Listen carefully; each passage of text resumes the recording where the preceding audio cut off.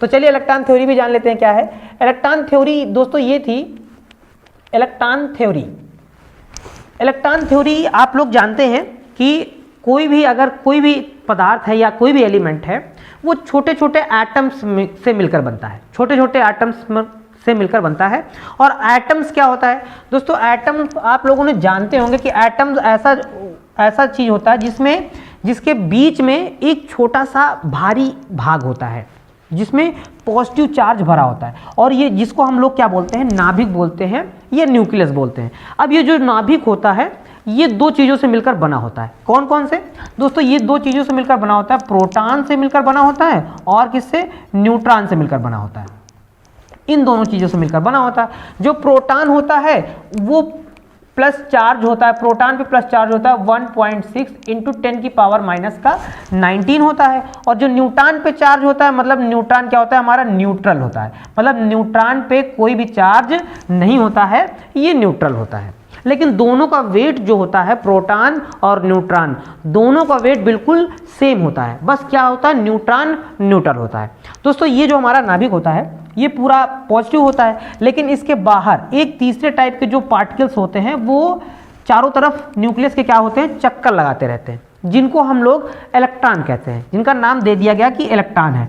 अब इलेक्ट्रॉन जो होता है, इलेक्ट्रॉन पर जितना प्रोटॉन पे चार्ज होता है सेम उतना ही इलेक्ट्रॉन पर भी चार्ज होता है, लेकिन बस अंतर क्या है, इलेक्ट्रॉन पे माइनस का होता है 1.6 इंटू 10 की पावर माइनस का 19 कूलम, इतना चार्ज इलेक्ट्रॉन पे होता है। तो दोस्तों और किसी भी एटम के अंदर जितने प्रोटॉन्स होते हैं, मतलब जितने प्रोटॉनों की संख्या होती है उतने ही न्यूट्रॉनों की संख्या, मतलब उतने ही इलेक्ट्रॉनों की संख्या होती है। मतलब जितने प्रोटॉन होंगे उतना ही हमारा क्या होगा, इलेक्ट्रॉन होगा।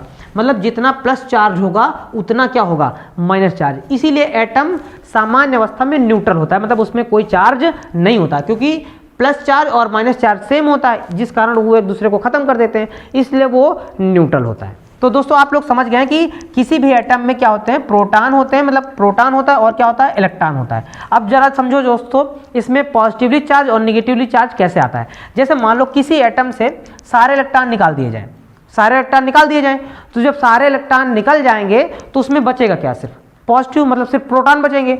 मतलब इलेक्ट्रॉन निकल जाएंगे तो इसका मतलब आपको क्या पता चलता है, यदि किसी में इलेक्ट्रॉनों की कमी है, इलेक्ट्रॉनों की कमी है तो इसका मतलब उसमें कौन सा चार्ज है, पॉजिटिव चार्ज है, क्योंकि एटम में इलेक्ट्रॉन और प्रोटॉन दोनों होते हैं।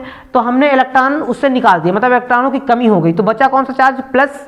मतलब इलेक्ट्रॉनों की कमी आपको क्या बताती है कि वो जो हमारा एटम है वो पॉजिटिवली चार्ज हो गया है, मतलब उसमें धनात्मक आवेश आ गया है। अगर दोस्तों जिस एटम में मतलब ये इलेक्ट्रॉन चले जाएंगे, जिस एटम में चले जाएंगे तो वो क्या हो जाएगा, निगेटिवली चार्ज हो जाएगा, क्योंकि पहले से उसमें इलेक्ट्रॉन, मतलब पहले वो न्यूट्रल था, अब उसमें और इलेक्ट्रॉन आ गए, मतलब माइनस चार्ज जो है वो आ गया है, मतलब वो वाला एटम हमारा क्या हो गया है, निगेटिवली चार्ज हो गया है। दोस्तों ये है इलेक्ट्रॉन थ्योरी। मतलब इलेक्ट्रॉनों की कमी क्या बताएगी, हमारा वो जो मतलब एटम है वो पॉजिटिवली चार्ज है, और जिसमें इलेक्ट्रॉनों की अधिकता हो जाएगी वो हमें क्या बताएगा कि वो हमारा एटम निगेटिवली चार्ज है। एटम के बारे में एक इंटरेस्टिंग फैक्ट के बारे में जान लेते हैं।